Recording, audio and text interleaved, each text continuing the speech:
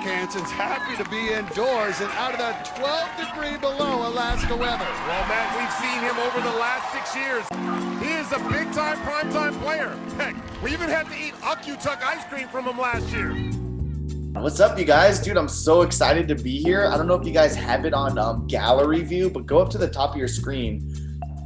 On the top right of your guys' Zoom links, you guys know how to change it to gallery view from gallery to speaker view. Personally, I like to have it on gallery view because I like to see everybody. So if you have it on gallery view, awesome. Check it out. Look around and see what other classmates you might have that are here on Zoom because Zoom's awesome. What's up, you guys? It's Nick Hansen, the Eskimo Ninja, and I just want to thank you guys for inviting me into your home or your classroom or wherever it is you guys might be, because I understand that the Migrant education program is adapting to what you guys are doing and your guys' specific education needs, which I think is pretty awesome because that's what we're all about as Alaska Native people. One of the things that I've had to deal with in my life is just being resilient and being able to overcome the different struggles that I've faced throughout my life. When I was a kid growing up here in Unalakleet, I actually had a lot of challenges because as an Alaska Native kid, I moved here to Unalakleet when I was in like 3rd grade, and the kids would beat me up and bully me pretty much every single day because I look white.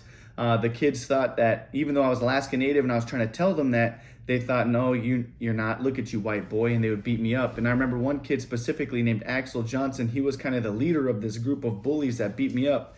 And one day he kind of backed me into a corner, literally and metaphorically. He picked up this giant rock and he actually threw it at my head. Then he kicked me a couple of times, then he high-fived his friends and walked away. And that day I was walking home after getting beat up, and I was thinking, I was crying, I was bleeding, and I was dirt everywhere, and I was just thinking, what is it going to take to make this stop? What is it going to take to make these bullies stop beating me up every single day? And I realized that they didn't know who I was. They didn't understand my true cultural background. They didn't understand exactly who I was, and for that matter, I didn't even know who I was. I was still trying to discover myself. I mean, I was only a 3rd grader, so I was like trying to discover, did I want to be a tow truck driver? Did I want to be a basketball player? I didn't even know what I wanted to be. So it kind of pushed me into this position where I had to make a choice. And so that day, 10 years old, 3rd grade, whatever I might have been, I decided that I was gonna discover who I was. I wasn't gonna let these guys choose for me. I was going to choose my own path and start writing my own story.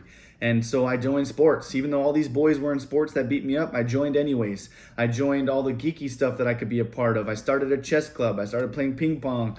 I was a snowboarder, a skateboarder. I was a rebel. I didn't want to dress the same way that everybody else did, so I dressed differently. I mean, look at me. I got dreadlocks. That's just something that's different, completely different, a whole new change. And I'm always trying something new and trying some different way to discover something else about me that I love. And it turns out that I was really passionate about sports. And that was a big due to in part by my teachers and my coaches and my family members that were encouraging me to get better and get stronger at sports. And athletics was a real driving force for me as an outlet. And so I became an athlete. And I was in cross country running, volleyball, basketball, and Native Youth Olympics. But I didn't join Native Youth Olympics until I was a junior in high school.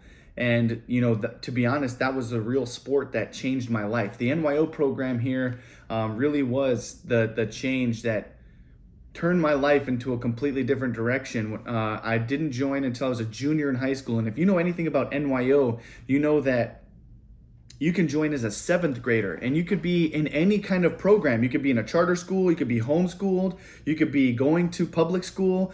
There's an NYO team for everybody out there. And so here in Unalakleet, we had an NYO team, and the captain of my basketball team, he actually begged me to join. He said, Nick, man, you're so athletic. You're going to do great. I'll teach you every single thing I know about the games. 1 foot, 2 foot, 1 hand reach, everything. I'll teach you all of my tips, all of my tricks. I'll come to practice early. I'll stay after practice late. Whatever it takes to get you to join. I was like, all right, fine, I'll join. So I joined NYO, and sure enough, he taught me every single thing I know. We went to practice early. We stayed after practice late.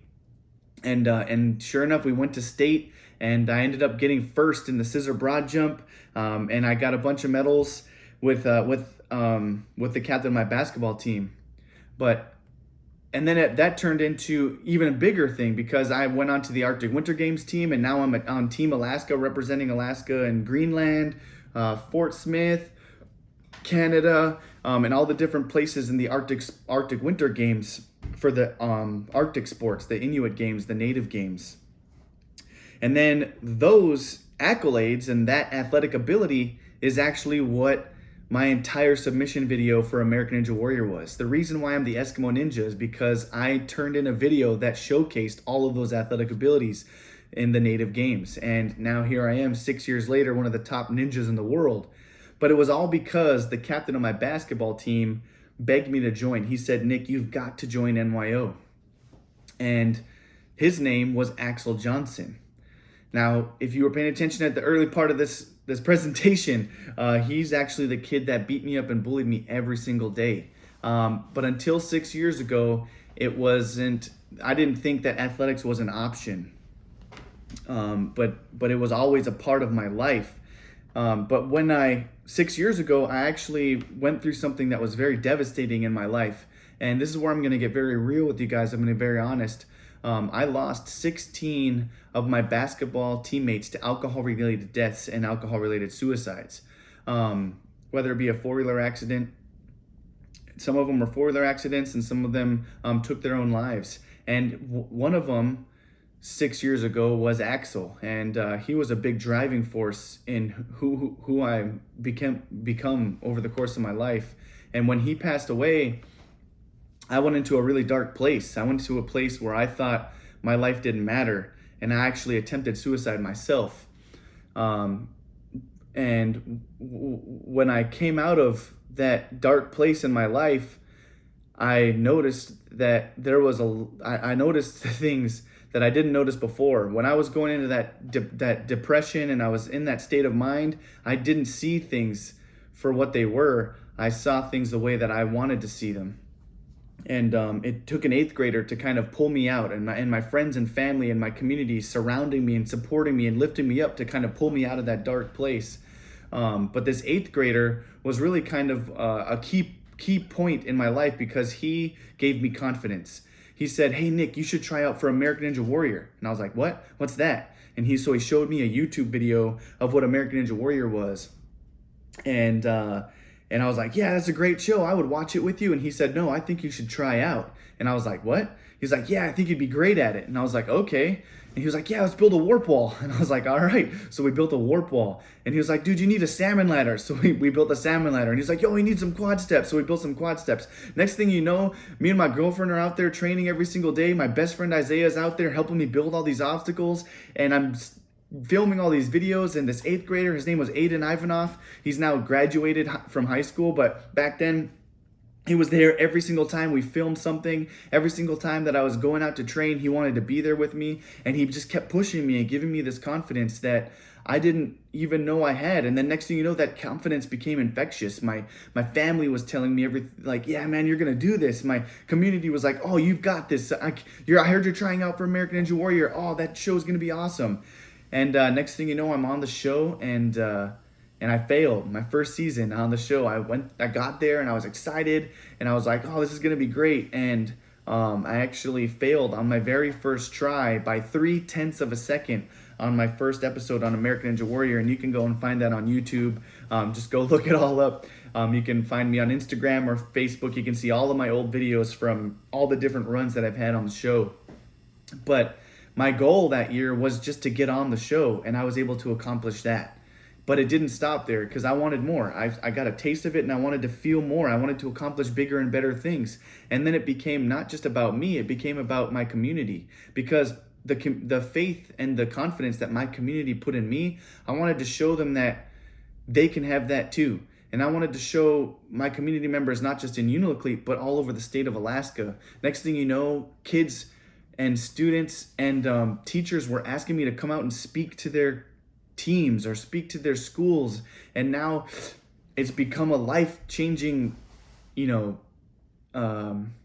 platform that I've created via social media and all the different things that I've been able to accomplish with American Ninja Warrior, which is why I'm here today.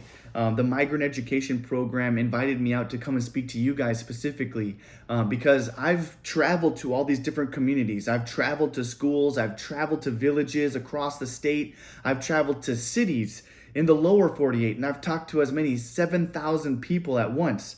But there's always a group that we felt got left out, and it's some of the homeschooled kids, and it's some of the kids that aren't always in the classroom, or maybe you weren't there because you were traveling or hunting, or it was whaling season, or whatever it might have been. And so we decided to make this video specifically for you. And I just want to share with you guys that no matter what it takes, no matter what, we can adapt and overcome. We can overcome the challenges that we're faced with every single day. When coronavirus happened, I thought I wasn't going to be able to travel or visit any more schools. I was like, what am I going to do? I'm a motivational speaker now. Like, this is my job.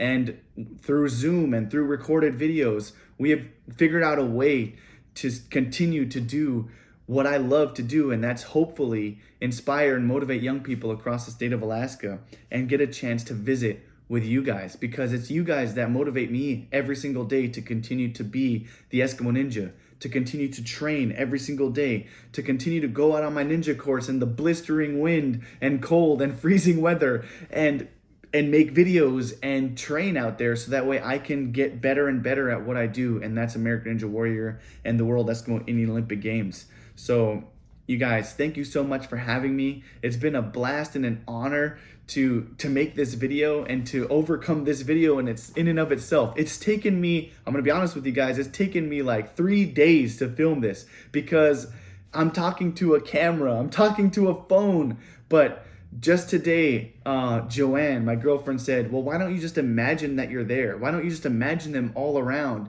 Why don't you make a bunch of like popsicle stick figures and line them up around behind your phone so that way you could see them? And that really set me over the edge of being able to visualize your faces and see your guys' faces sitting in the bleachers, or sitting on your computer at home, or watching this video. And it's really inspired me to just finish it and make it happen. So here I am, and I'm sharing this video with you guys, and I'm so honored. And I want to just thank the Migrant Education Program for allowing me to put this together and to come and visit you guys.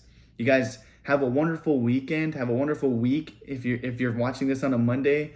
But more importantly, just stay safe and stay healthy out there, guys. And know who you are. No matter what obstacle that comes in front of you, fall back onto that foundation of knowing who you are and where you come from, because we can overcome anything if we know what it takes to get there. And knowing what it takes to get there is knowing who we are deep inside. Thank you guys so much.